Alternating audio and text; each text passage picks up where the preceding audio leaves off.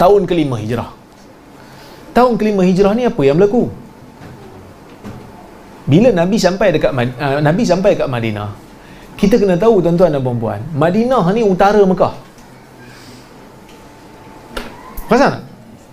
Cuba bayangkan. Semenanjung Arab, Mekah bawah, Madinah atas. Syam kat mana Syam? Syam atas lagi.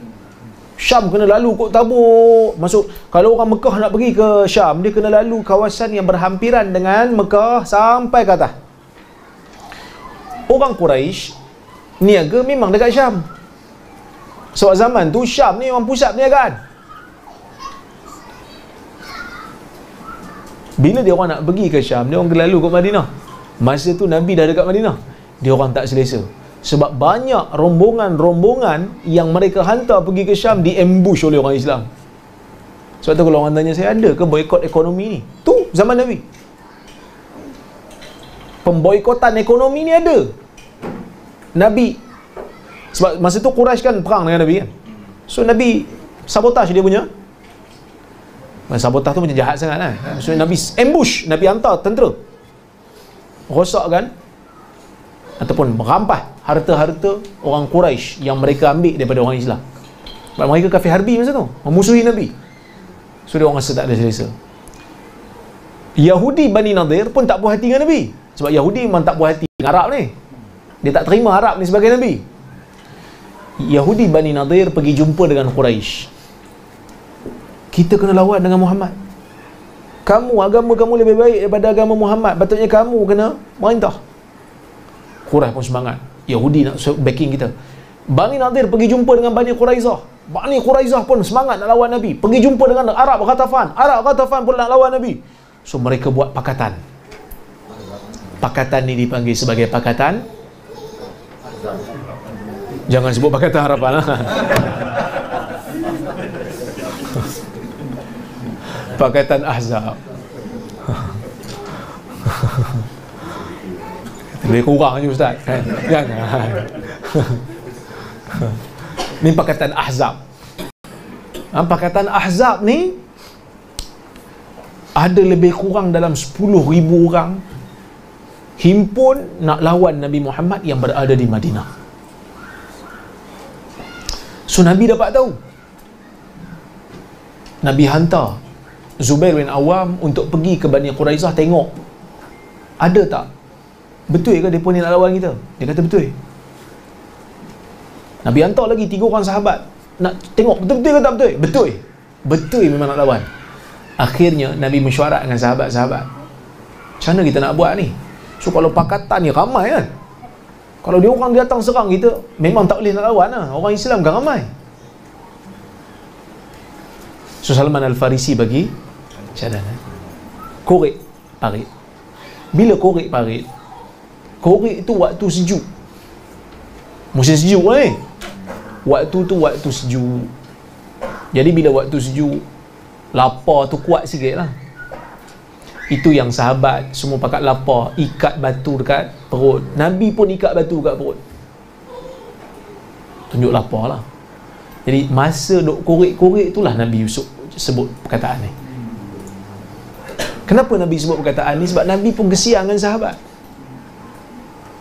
Ingatkan bila pindah ke Madinah, ada ruang lah nak rehat. Betul tak? Masa dekat Mekah kena lanyak. Tak apalah, Tuhan dah izinkan kamu berhijrah. Ingat bila pergi Madinah tu boleh rehat lah. Tak rehat juga. Tahun pertama sampai kat Madinah. Tahun kedua perang Badar. Tahun ketiga perang Uhud. Tahun keempat ada satu perang saya tak ingat. Tahun kelima perang Khandaq. Tahun ke-6 apa berlaku tahun 6? Perang juga. Ada perang. Tahun ke-7 Hudaibiyah. Tahun ke-8 pembukaan kota Mekah. Sepanjang hidup Nabi ni perang saja. Itu tak termasuk dengan Sariyah lagi. Saraya yang Nabi hantar sahabat dan Nabi tak join. Itu perang Mu'tah belum lagi, lawan dengan Rom. Tahun ke-6 kan. So Nabi tengok, Nabi faham sahabat Nabi ni. Dia sebagai pemimpin yang mana kerana dia lah dia orang ni pindah. Kerana nak pertahankan agama yang dia bawa ni pindah semua ni. Tengok sampai sini tak rehat juga. korek Khandaq sampai ada batu besar, dia orang tak mampu nak pecahkan. Pasal panggil Nabi, Nabi sekali hantuk pecah. Kesian. Nabi kata, Allahumma la aisha illa aishul akhirah. Nabi nak bagi semangat pada orang ni. Wahai Tuhan, tidak ada kehidupan yang kekal melainkan kehidupan akhirat. Nabi nak bagi tahu pada sahabat juga, ni nak bagi tahu secara indirectly, wahai sahabat, dalam dunia kamu rasa susah, tak apa, kerana kehidupan yang sebenar adalah kehidupan akhirat.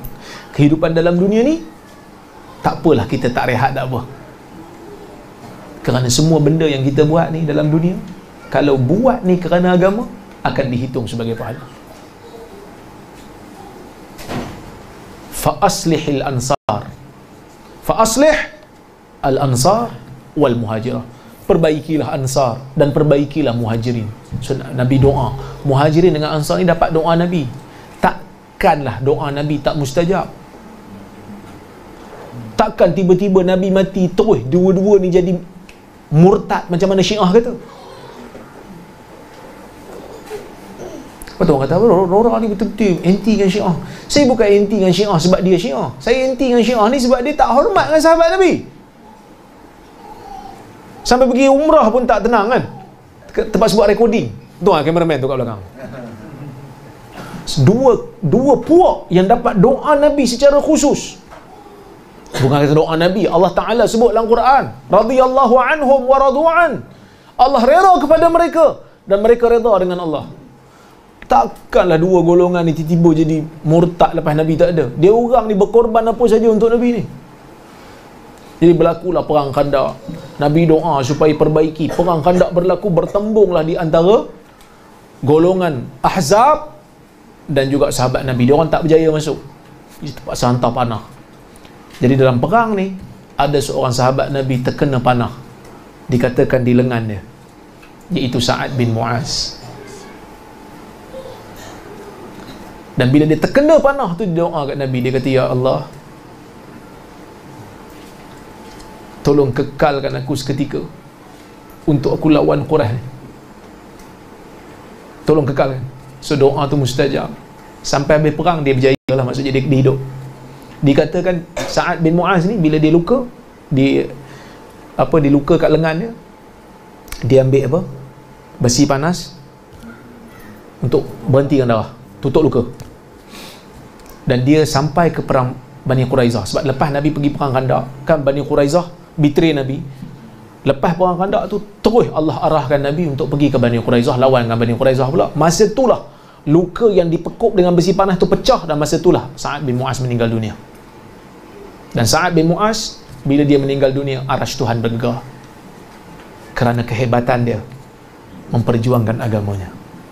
5 tahunnya dalam Islam, tapi matinya dia memberikan kesan besar kepada sejarah agama kita. Kerana dia ni asalnya tak setuju juga dengan Nabi. Dia pemimpin orang Madinah masa tu, Aus dan Khazraj. Dia dengan Sa'ad bin Mu'az dengan Usaid bin Hudair, dua orang ni, bila Nabi hantar Mus'ab ke Madinah, Nabi masa tu belum hijrah lagi, Nabi hantar Mus'ab dulu, ajar Quran, ajak orang masuk Islam. Dia tengok ramai pula orang Madinah ikut, dia tak puas hati. Dia pergi jumpa dengan Mus'ab. Kau datang sini pecah masyarakat kami ni, kan?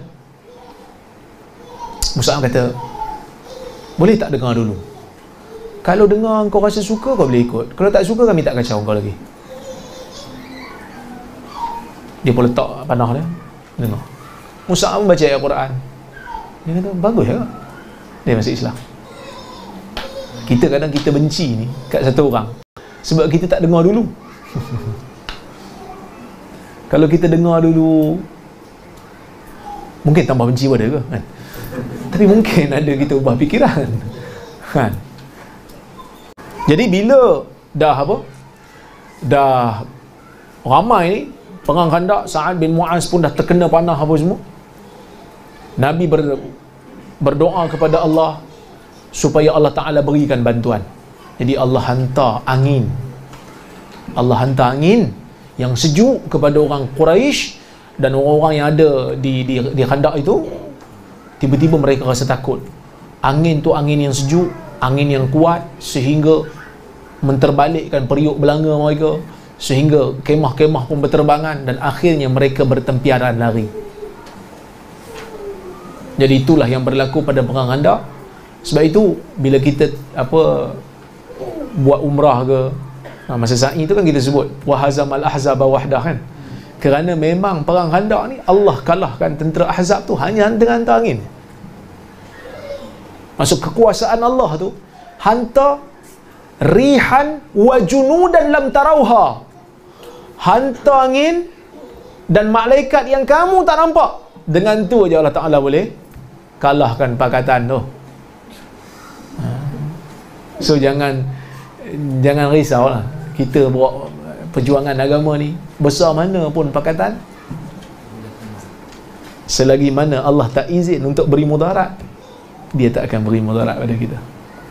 Innal ummah law ijtama'at ala ay yadurruka bi syai' lam yadurruka bi syai'in illa qad kataballahu alaik. Kalau semua orang pakat nak bagi mudarat kat kita, tak ada siapa boleh bagi melainkan sesuatu yang telah Allah tentukan pada kita.